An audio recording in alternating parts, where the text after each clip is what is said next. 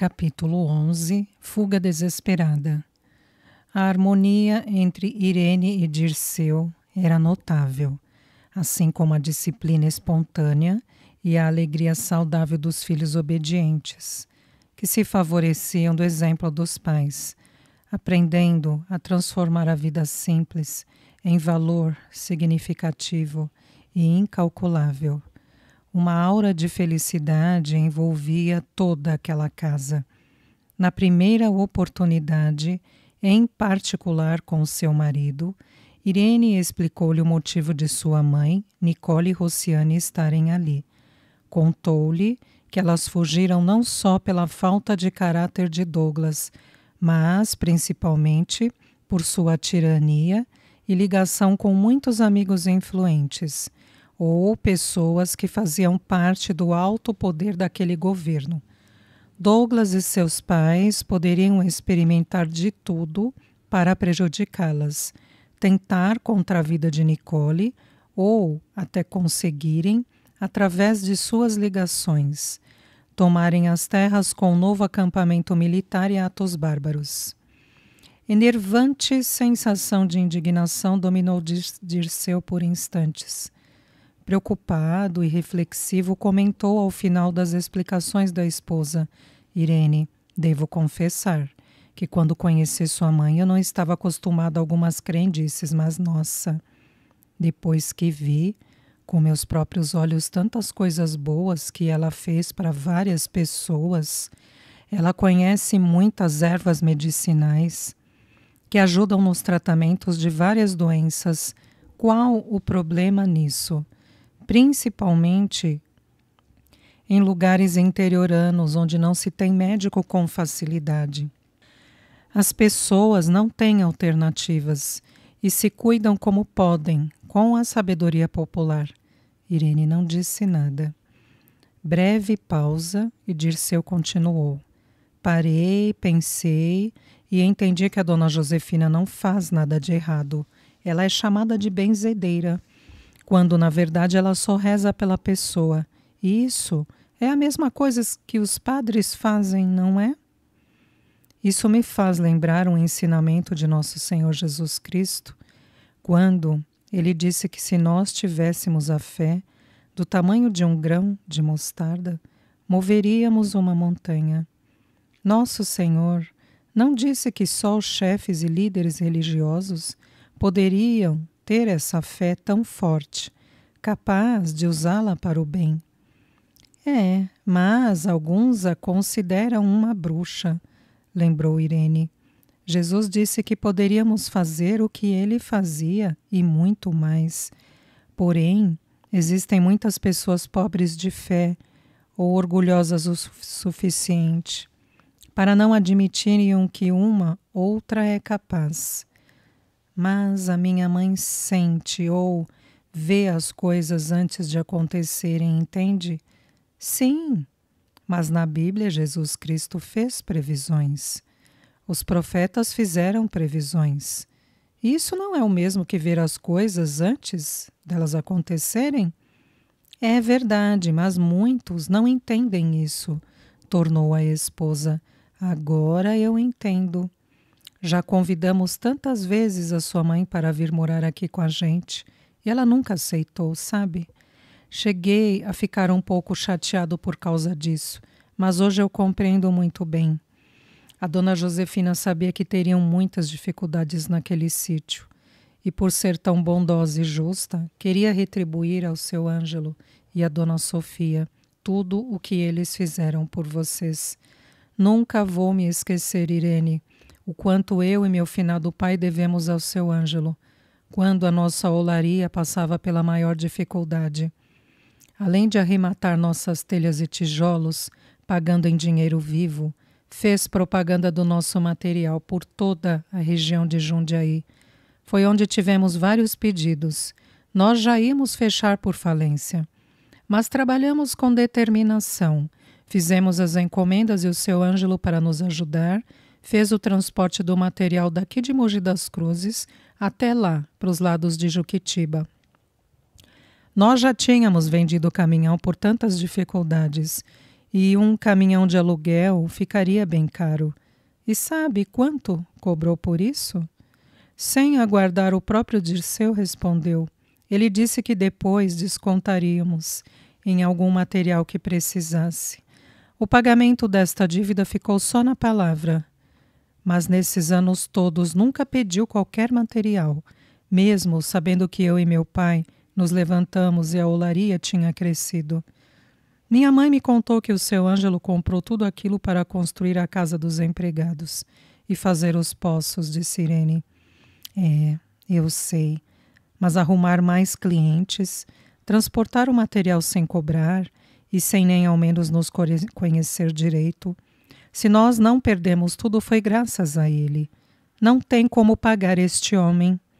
Com voz embargada e meio sorriso, talvez por saudade, Dirceu confessou, e eu ainda ria dele porque quase não entendia nada do que falava. E então? Perguntou Irene mais séria. O que vamos fazer? Ora, mulher, nem precisa perguntar. A casa tem espaço para todo mundo. Nossa família aumentou sem que esperássemos. Mas apesar da simplicidade, temos como acomodar todo mundo. Sempre quis a sua mãe aqui. Rindo, avisou. Sempre quis tias para as crianças e as filhas do seu Ângelo são ótimas para dar conselhos e atenção. Você viu como elas incentivaram os meninos a estudar para virarem gente? Sem esperar uma resposta, continuou. Faço questão que fiquem. Quero que o filho de Nicole, o neto do seu Ângelo, nasça aqui. Vamos ajudá-las em tudo. Assim como nos ajudaram, e olha que ficaremos devendo. Um pouco preocupado, revelou sem que Irene percebesse seu tom de brincadeira. Só tem um sério problema. Qual?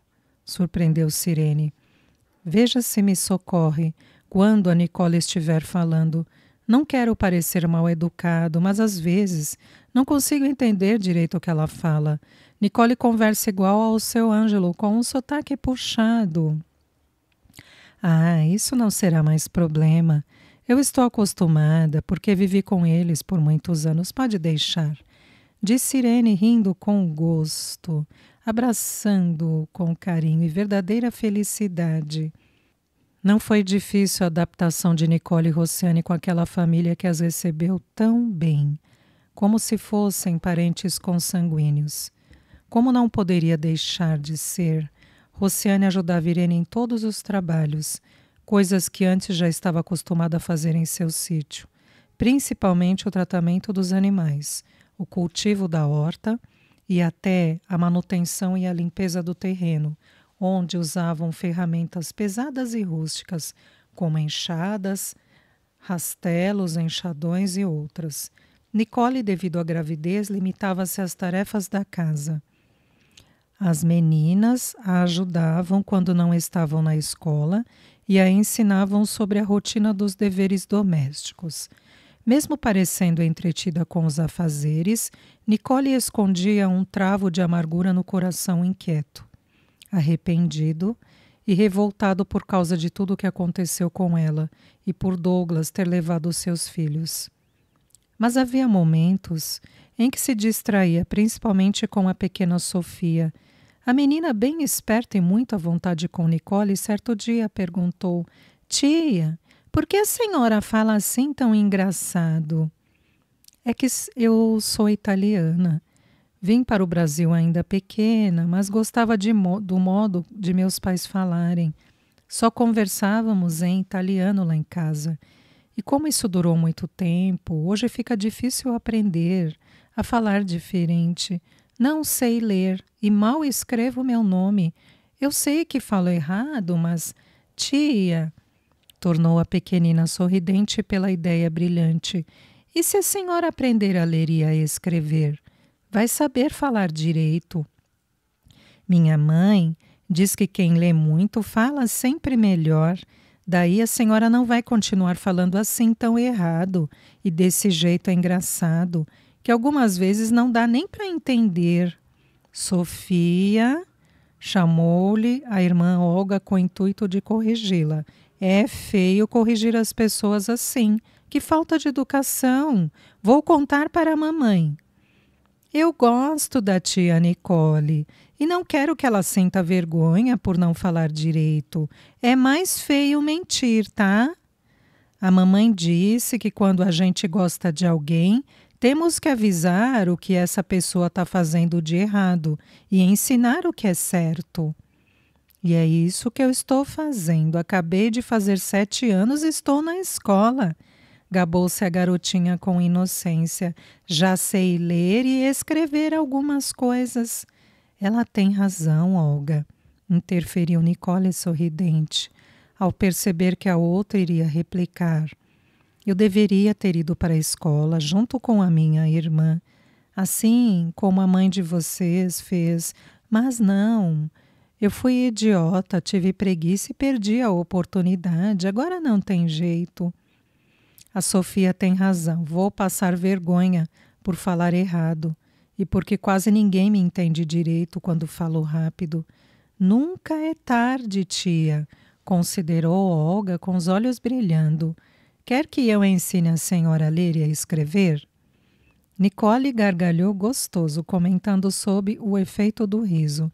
Mas eu estou velha para aprender. Só criança aprende rápido.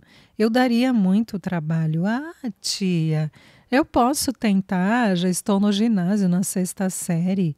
Envaideceu-se Olga explicando. Quero ser professor e a senhora pode ser minha primeira aluna.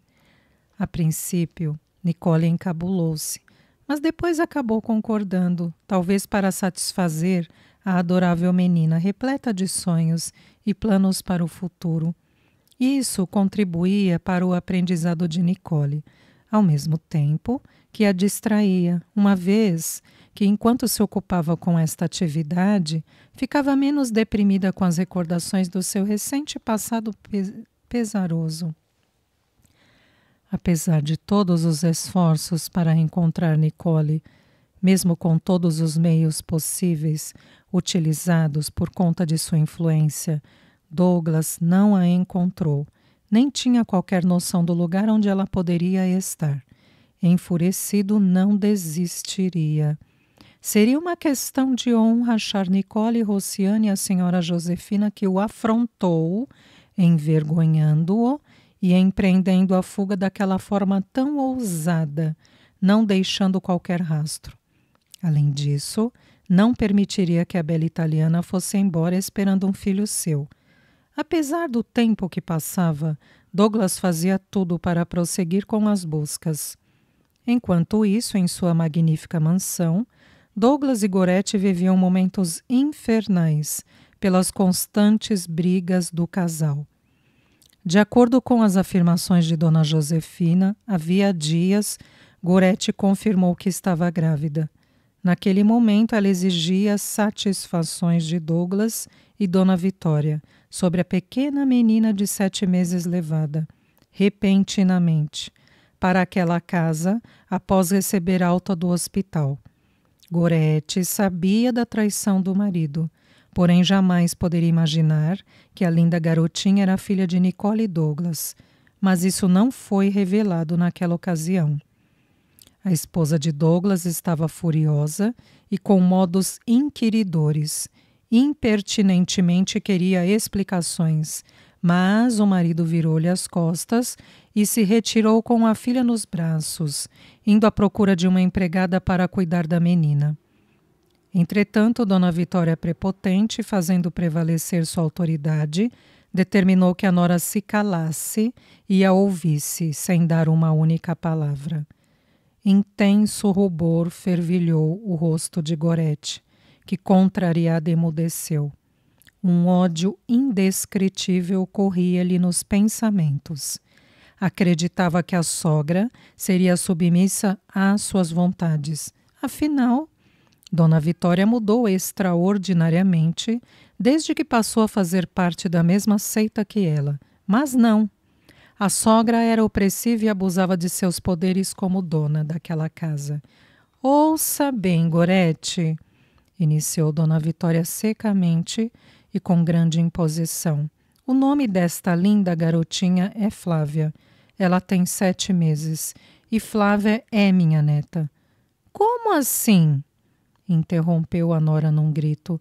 Escute, berrou a sogra, espremendo os olhos miúdos ao encarar Gorete. A Flávia já foi registrada como sendo sua filha e do Douglas. Como sempre, demos um jeito. Para a certidão de nascimento ter a data exata do seu nascimento. Já que a menininha tem 7 meses, nada deixará dúvidas dela ser sua filha, pois você está grávida de poucos meses. Pode ficar tranquila, porque em nosso meio social eu cuidarei de dar satisfações. Todos entenderão e... A senhora é louca? Olhando para a criança com desprezo e feição enojada, vociferou. Não vou criar os filhos bastardos do Douglas. Não vou permitir que interfiram na herança que pertence aos meus filhos.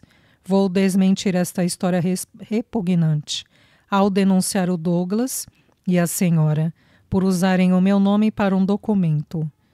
Interrompendo-a de imediato, mas com uma qualidade irônica no efeito da voz tranquila, Dona Vitória perguntou sorridente: vai nos acusar para quem, Gorete? Você é quem quer ser considerada louca, não é? Gorete empalideceu e ficou em silêncio, enquanto Dona Vitória continuou rodeando-a enquanto falava.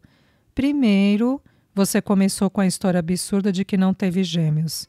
Agora, quer denunciar uma filha que teve há cerca de 7 meses, quase 8 meses.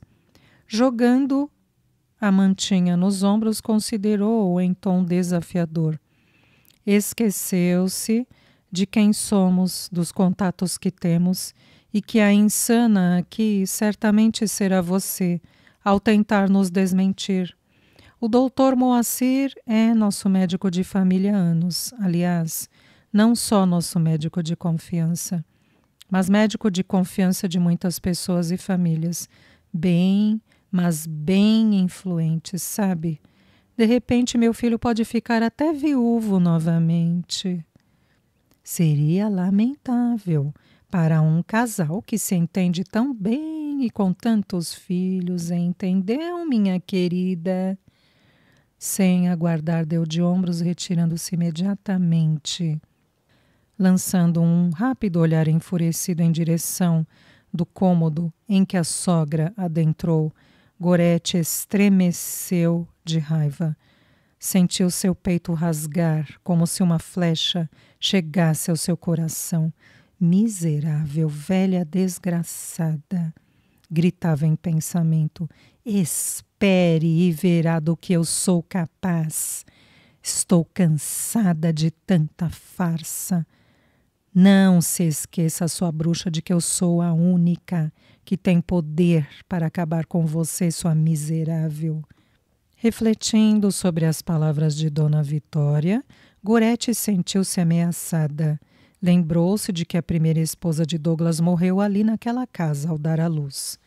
Certamente, Thelma não concordava com todo aquele império de poder que ostentavam à custa da amizade com pessoas influentes e por interesses.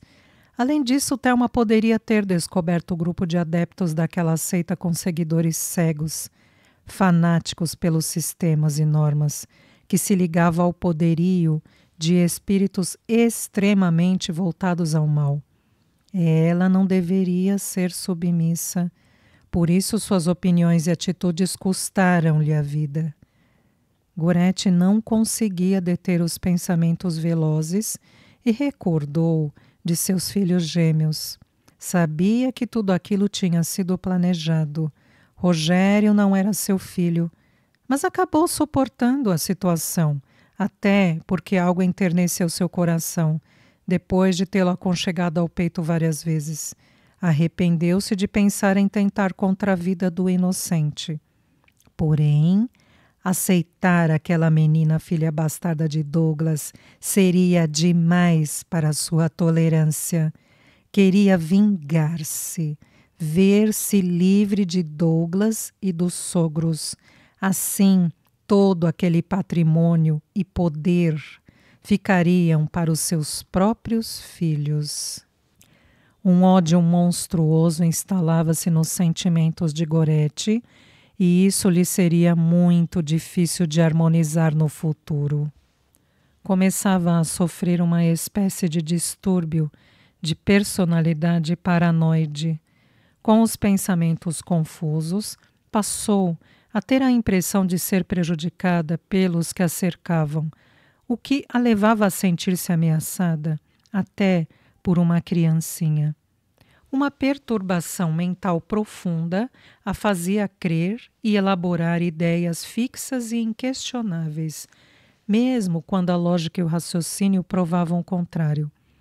O estressante fanatismo pela conduta religiosa desajustada fazia-lhe crer na certeza de possuir todo o domínio e poder em todos os sentidos, patologicamente inflando o seu ego ou consciente, como compensação ao tratamento de submissão e inferioridade recebido de sua sogra.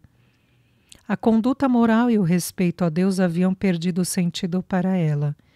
Isso aconteceu devido à sua devoção à nova crença espiritual e também às inspirações dos espíritos inferiores, apreciadores das trevas a quem vagarosamente se harmonizava, alterando sua personalidade em um nível de caráter impiedoso, brutal e injusto. Sombrias ideias lhe rondavam a mente.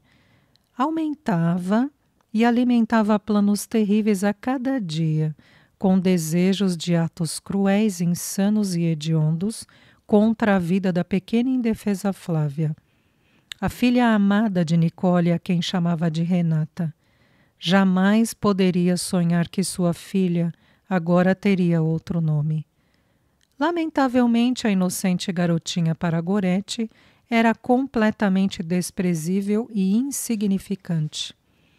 Mas sabia que deveria ser cautelosa e perfeita, aguardando uma ocasião mais adequada para dar andamento aos seus intentos medonhos, não levantando suspeitas a seu respeito. Perto de outras pessoas, disfarçando seus verdadeiros intuitos, Gorete dizia-se indisposta pela gravidez e pelos cuidados com os outros filhos, os quais lhe tomavam muito tempo. Essa era a forma de encontrar uma desculpa para não dispensar a devida atenção à delicada Flávia, a fim de não se aproximar e apegar-se à menina.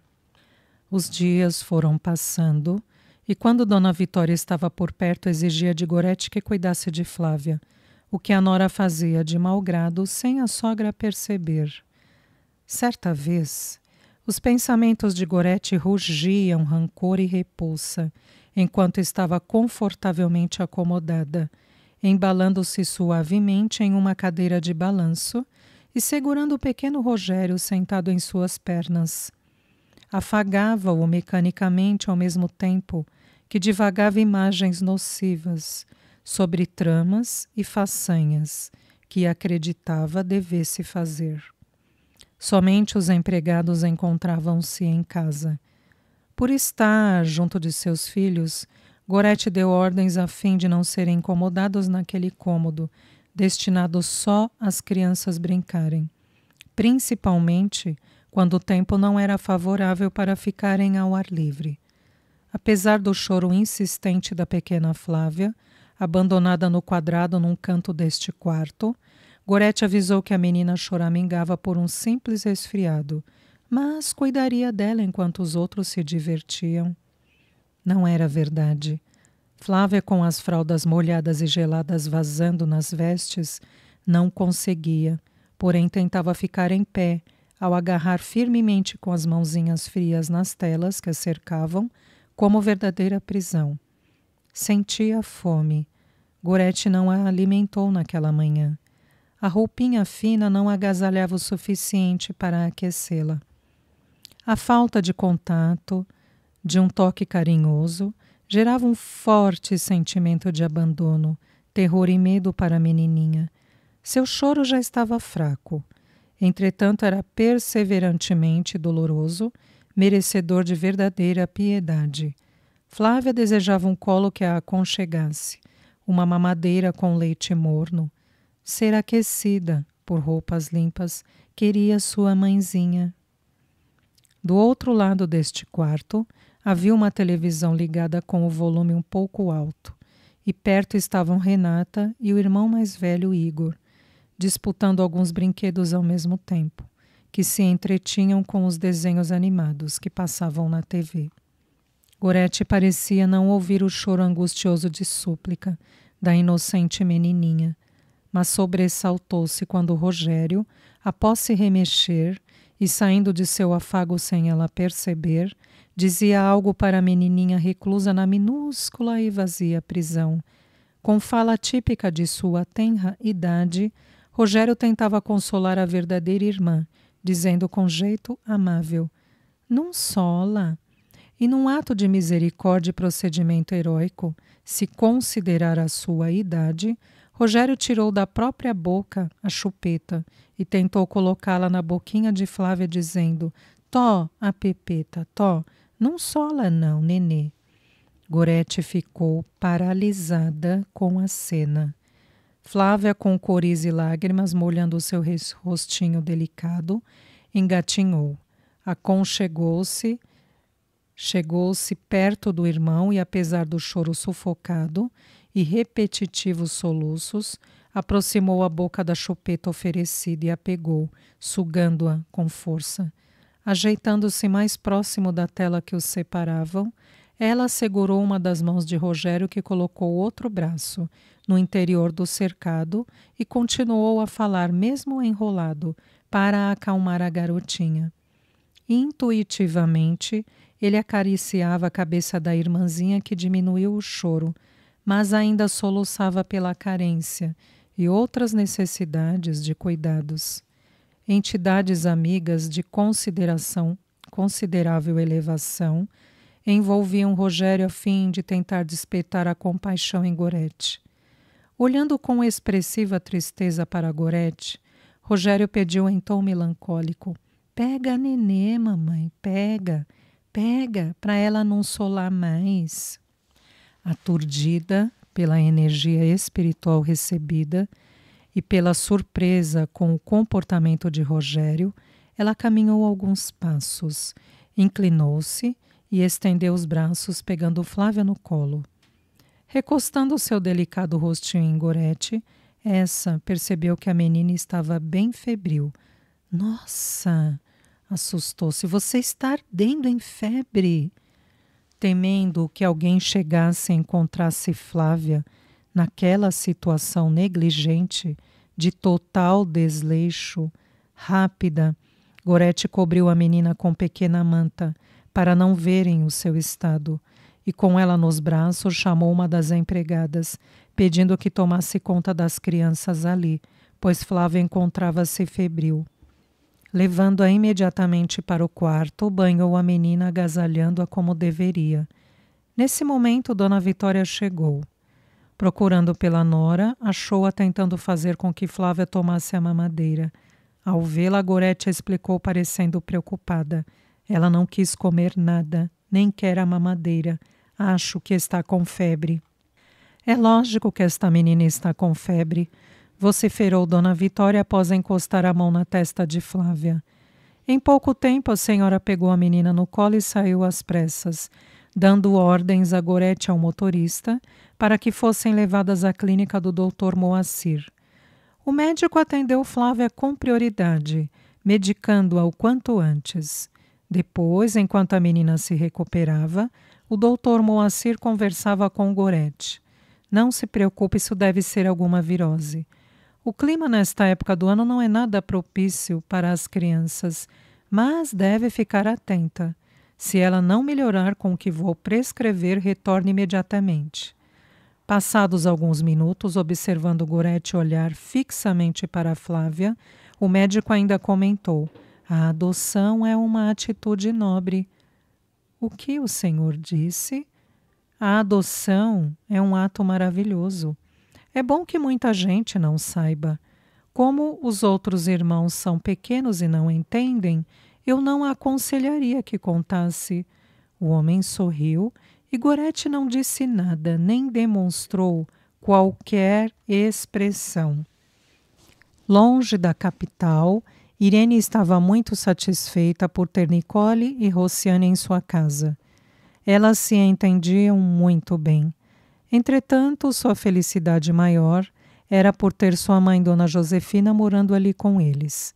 A amável e bondosa senhora era tratada com carinho e atenção por parte de todos, e muito mimada pelos netos que, de forma impressionante, sempre cercavam a avó, para ouvir suas histórias, relatos, contos, orientações e pedir seus preciosos conselhos.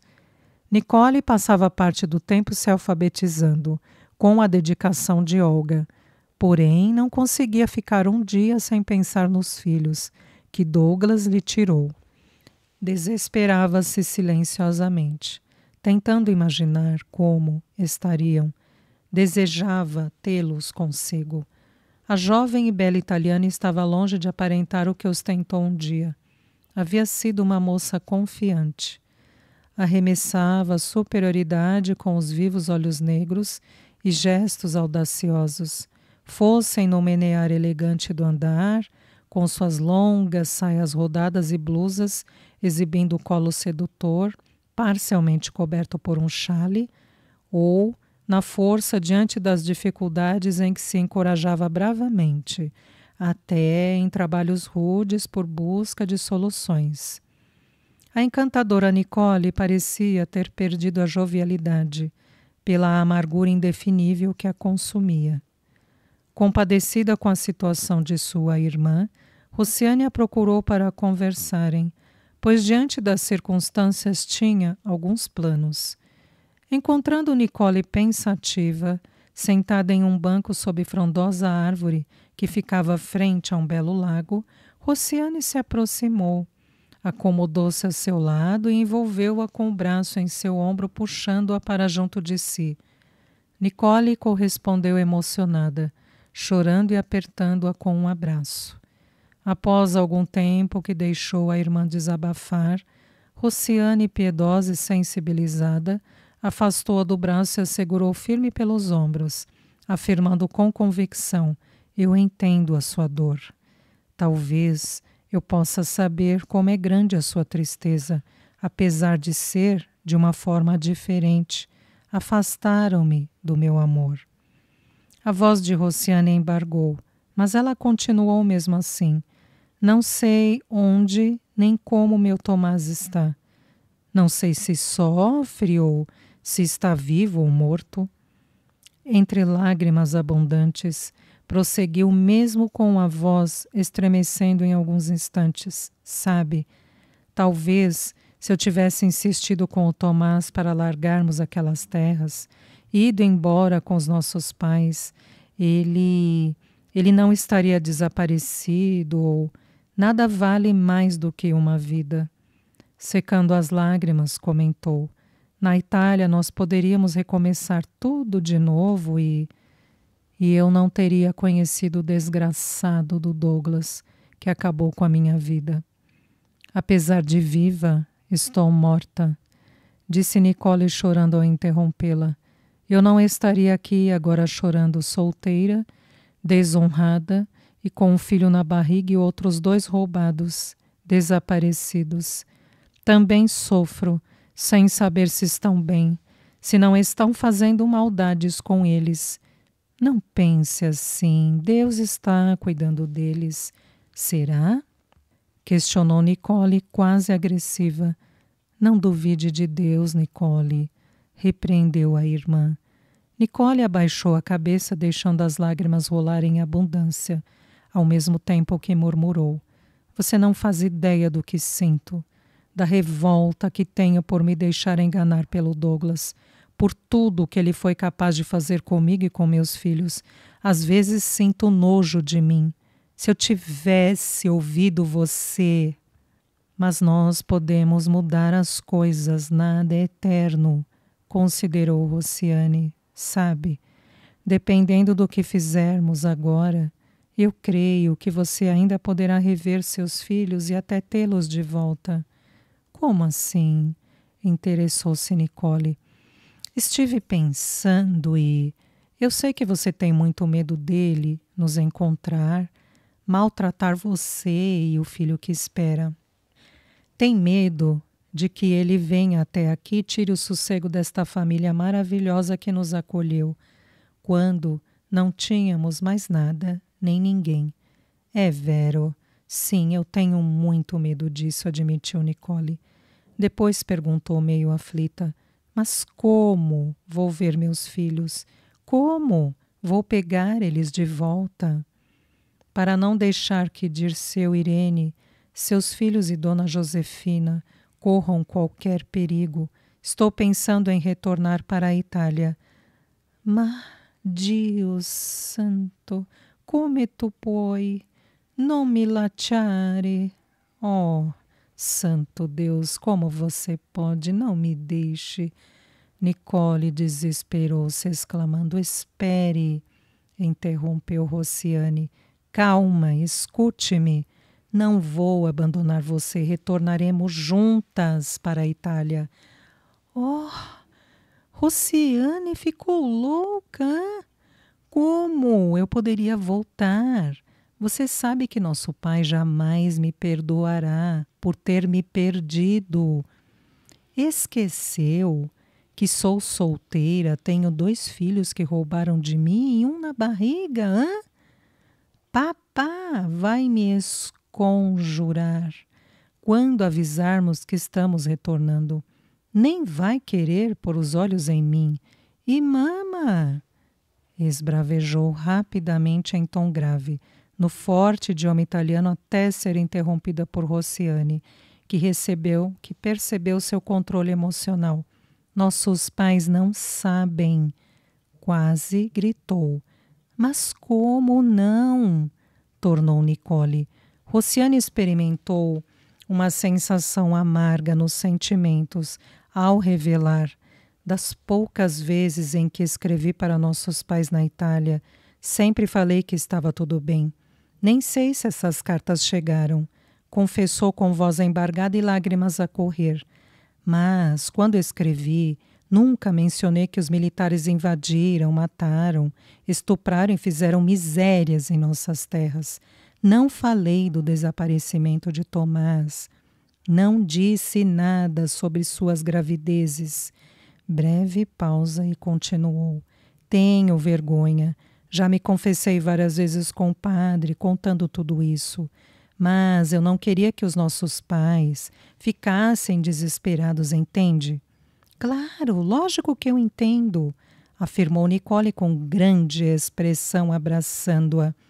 Apesar de acreditar que as cartas foram interceptadas, nunca contei para você porque é pecado o que eu fiz.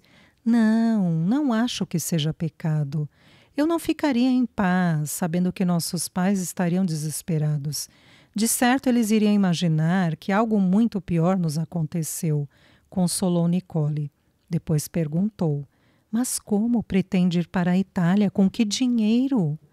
Pretendo resolver isso com o Dirceu e a Irene, explicou Rociane. Nem sei direito como podemos fazer para sair do país, mas, se conseguirmos, ao chegarmos à Itália, podemos trabalhar e mandar o dinheiro de volta para eles. Daremos um jeito. Quem sabe o Dirceu vende o nosso sítio? Não, eu não posso aparecer para nossos pais com um filho nos braços e solteira. Calma, Nicole. Eu sei que nosso pai ficará surpreso, indignado, mas não podemos querer que ele reaja diferente, afinal, o pai me mata, morre de desgosto. Nós só temos esta alternativa. O Douglas é esperto, Nicole. Preste atenção e pense. Ele conhece gente influente e vai dar um jeito de investigar tudo. Vai começar pela vida da dona Josefina e, ao saber que ela tem uma filha, descobrirá onde ela mora. Afinal, todo mundo lá da região conheceu o Dirceu e o pai dele, sabem que a Irene se casou com o Dirceu, e não será difícil alguém dizer onde eles moram. Nicole ficou pensativa e Rociane acrescentou: não sei como ainda não nos encontraram. Douglas pode fazer da vida de nossos amigos um verdadeiro inferno de terror e tortura, assim como fez com as nossas. Mas creio que, se nós não estivermos aqui, eles serão poupados. Eu não quero o mal para esta família. Nicole ficou preocupada. A imensa tristeza que já perturbava seu coração tão sofrido pareceu ter aumentado. Sem trégua, Rociane exclamou: Vamos embora daqui, mesmo se for preciso fugir para sair deste país. Não pense que eu quero que você esqueça os seus filhos. Nem acredite que vou abandonar qualquer notícia do meu Tomás. Na Itália, podemos nos recuperar. E como eu acredito que o governo miserável desse país não ficará assim eternamente, pretendo voltar e reencontrar meu Tomás. Você, por sua vez, estará mais firme para procurar o maldito Douglas, para reencontrar e pegar de volta os seus 2 filhos, o Rogério e a Renata. Rociane e Nicole ignoravam totalmente que a doce criança chamada por elas de Renata foi registrada com o nome de Flávia e que Douglas tinha uma outra filha com o nome de Renata, o que dificultaria a identificação da filha de Nicole futuramente. E para convencê-la, Rociane falou convicta: agora, com esse governo que não nos dá direito de defesa, que tem o poder absoluto, não temos como solicitar os nossos direitos. E ainda frágil como você está, o Douglas pode encontrá-la e até roubar esse outro filho. Ele é muito influente. Não temos como lutar contra ele. Nem temos outro lugar para ir, pois não há como nos sustentarmos. Vamos embora daqui, certo? O silêncio de Nicole e seu olhar amedrontado denunciavam que ela havia concordado com a irmã, apesar de tantas inseguranças. Mesmo assim, elas iriam tentar.